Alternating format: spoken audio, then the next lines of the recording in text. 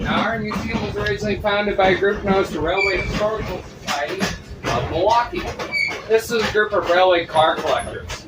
The thing they loved to collect the most was antique wooden railway coaches from the 1800s and early 1900s. Well, at the time of the 1950s, a lot of the railroads were taking these antique wooden coaches that they still had left around.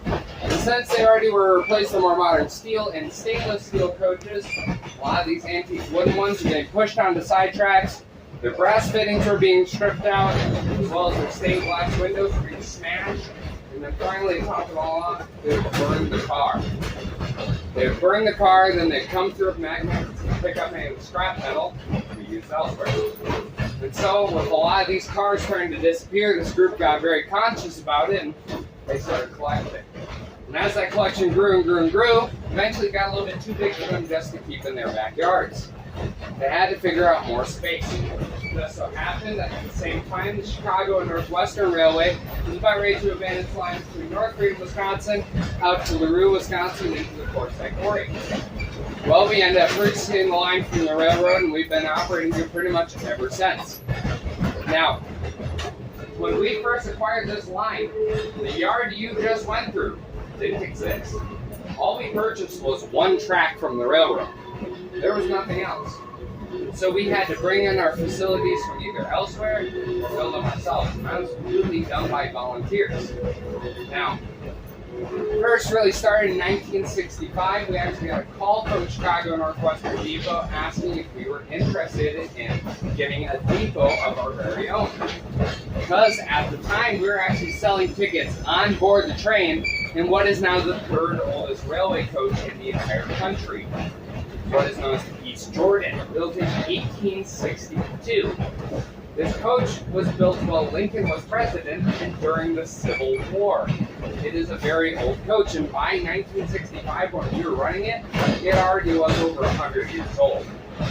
And so, as you can make a quick assumption, we really need to get our own facilities for our equipment. Well, we got a call from Chicago Northwestern asking, hey, are you guys interested in a depot of your very own? Sure. All right, come and get it. Did you not? They gifted us a depot. We went out there to Rock Springs, Wisconsin, about 4 miles west of here. We cut the depot in half, loaded it up on a flatbed truck, brought it out here where it sits today in town, where it's at for what's been nearly 60 years. Despite the fact that the depot is much older than that. It actually was originally built in 1894. And so the depot is quickly approaching and spent half of its life here. So it's kind of an impressive building. Now, even though we purchased this line in 1963, it actually predates us by about 60 years. This line was originally laid in 1903. Originally laid to serve the town of LaRue, Wisconsin, and more specifically, the LaRue iron mines. Now, at the turn of the century, LaRue, Wisconsin was a very small boom town, known for its very rich iron deposits.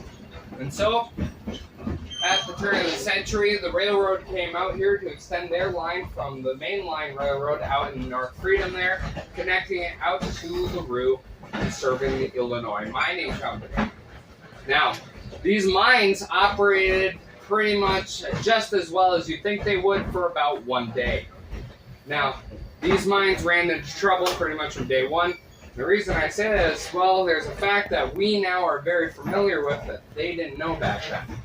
And that's the fact that this area has a very high water table. So as soon as they started digging down, the water started coming right back up on them. It's a very costly operation. And so by about 1917, it was about 12 miles of mine shaft dug out, and cost me way too much, and the mines ended up shutting down. Quickly after that next year, I'm actually going to pause here. The conductor is on his way down, he's going to punch tickets. Tickets, please. Tickets. Thank you. There you go, bud. Thank you. Thank you. Now, oh yes.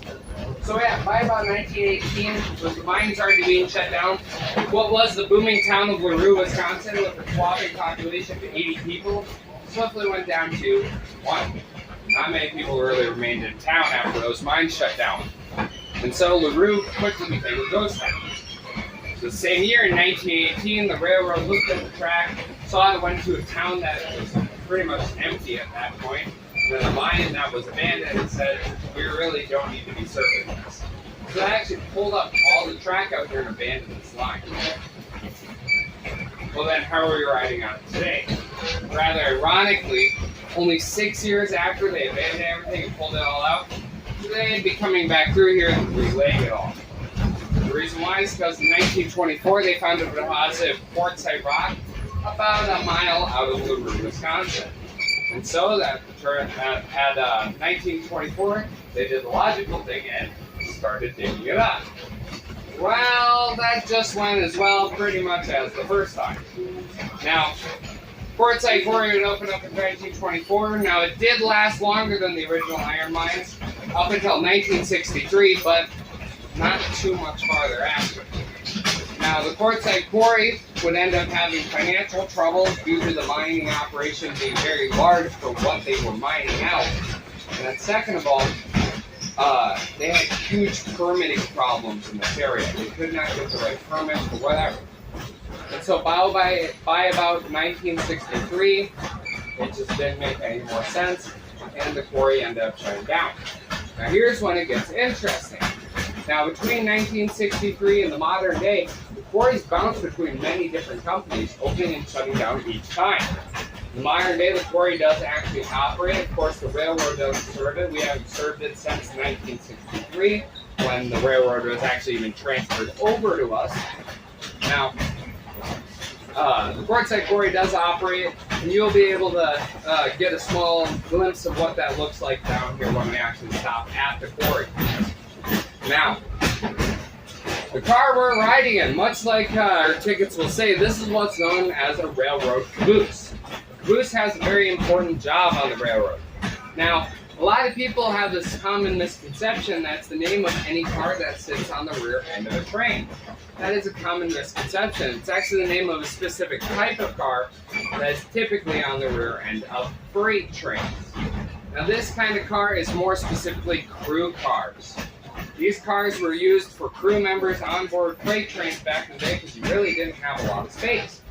Now, at the turn of the 20th century, your base crew was about in the 20th century, it was baseline crew was about 4 to 5 people.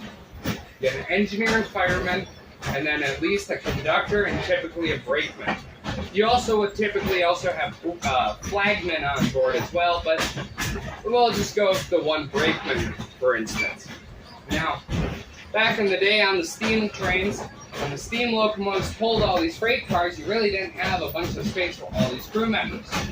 So in the early 1800s, these cars started getting added to trains for the excess crew members to ride along. Well, at that time, one of the most important parts of this car was the fact that it has ladders on either end. Those ladders are for the brakemen. At the time, the brakeman's job was to do exactly as the title assumes, was to walk on the roofs of the cars and hand set brakes down the train. This was the era before automatic air brakes. And a lot of locomotives themselves didn't have brakes either. And so the brakeman's job was to walk on the roofs and set brakes while the train was moving. In the middle of the night, up in the mountains, in blizzards, rainstorms, whatever. it was a very dangerous job. This car allowed him to get access to those grooves quite easily, as well as ride along in somewhere that could be heated during the rest of his trip.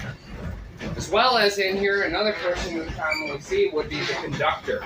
The conductor was in charge of the train. He is the boss of the train. Now, this is his desk right down here. He would have his own desk typically because he has a lot of paperwork to fill out for the railroad. Lots of reports, lots of timekeeping, lots and lots and lots of papers. So first, on top there, he's got his very own kerosene lamp to be able to light up the desk. And then, of course, right next to there, that little box. So, you two might have a hunch on what that little box is, but do either of you know what that is? Yep. Any guess here, bud? Conductor was a very important person. No guess? No. That was his personal matchstick box for lighting his cigars. As the conductor was so prestigious back in the days, the railroad would provide him his own matchstick box. That gives you an idea of how prestigious he was, because the rest of this car was not that prestigious. Now, for the brakeman, who is at the bottom of the totem pole compared to the conductor who sits at the top, he had these lovely benches to sit on. And also sleep on, because crews were expected to live multiple days off the railroad. In fact, we had somebody not too long ago who brought in a pay stub from their great-great-grandfather who worked on the railroad in the 1800s, and on it listed a 56-hour shift. Yep, that was one of his shifts within a 2-week period. Yeah. It gives you an idea of how hard these crew members were worked back in the day. Now, of course, as well, with people having to live off these cars, they'd also need to be able to heat them and eat off of them. And of course, that brings me to the stove on here. The stove is a coal-fired stove. Now, the railroad would provide coal only during the winter seasons. Crew members had to bring their own food to eat on board the trains, as well as during the summer, their own coal to heat up that food. And so that was a very nice item to have, but still the railroads didn't care for them. And it really gives you that idea when we actually talk about back here. Back here is the bathroom on the car, and that was a luxury feature back in the day. Sickness was rampant in these cars. After all, you had crew members who were sitting around each other all day, coughing, sneezing, smoking, everything. And well, when back in the day, they didn't have restrooms on here. You would have a pot that you would have on board these cars, and then you chuck it off the side rather nastily. And so it was very common that crew members would get sick. And to this day on the railroad crew members do not get to call in sick. Railroad crew members to this day are not allowed to call in sick. And so, back then, when they first started having these problems, they actually mandated the Brotherhood of Locomotive Engineers and Firemen and Trainmen actually put in for the mandate that bathrooms were required. And thankfully, by the 1900s, they actually got their wishes and bathrooms became more common on these cars. Well, boy, I've been talking for so long, we already just passed the route. Now, we're actually swiftly approaching the end of the line here. We're going to be stopping down here for about a 15-minute layover. We're going to be stopping down here so that way I, as the brakeman, can perform what's called a runaround maneuver. Now, another part of the brakeman's job was to actually coordinate maneuvers with the locomotive while in railroad yards, maneuvering around the train, dropping off cars, whatever needed to happen. So I'll actually be heading up to the locomotive here, and I'm actually going to be helping him maneuver the locomotive doing our runaround. Meaning we're going to unhook the locomotive from one end, bring it around a side track, and hook it in here on the rear. That way the engineer has the best visibility to pull us safely back to town. So while we're doing this, I'll actually be demonstrating railroad hand signaling, switching tracks, coupling into cars, pretty much the basics of how a railroad operated back in the day. So if you're interested in that, I recommend hopping off the train, heading up to the locomotive where we'll have a viewing platform there, and also my conductor will be talking me through everything I'll be doing. Now, few other things that I gotta go over before we get down here. First thing is some rules. Now, first rule on the railroad, the number one rule of them all, stay off the tracks. Only one place in the entire world where you can get hit by a train, on train tracks. And so make sure we're staying off the tracks. Second rule is make sure we're staying out of the trees and brush down here. There's an active quarry around this, and I'd hate for any of you to get in trouble. And second of all, add on top of that, this branch of the railroad we're riding on is commonly referred to as the Rattlesnake Branch. Now, back in the day, it was originally named that.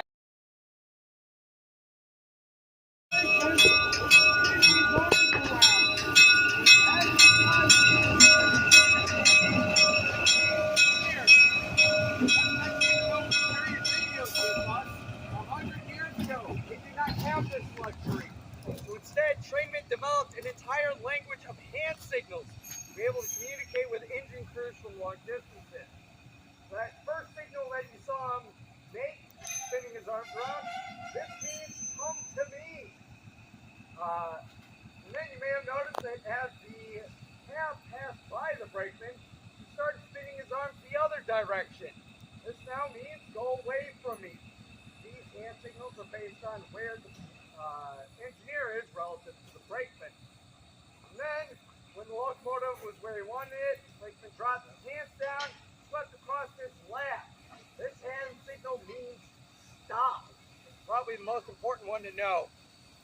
Alright, so the brakeman has thrown the switch for us. You may have noticed these two bits of metal in between the rails move from one side to the other. That's all that it takes to redirect the motion of a train. So now, when the brakeman gives that come to me signal, telling the locomotive to back up, it's going to end up on the passing track over here, instead of on the main track that it was just on. Right, now he's saying, go away from me. And he's just stopped the locomotive there. As braking down, go back. They found it. Call it normalizing the switch.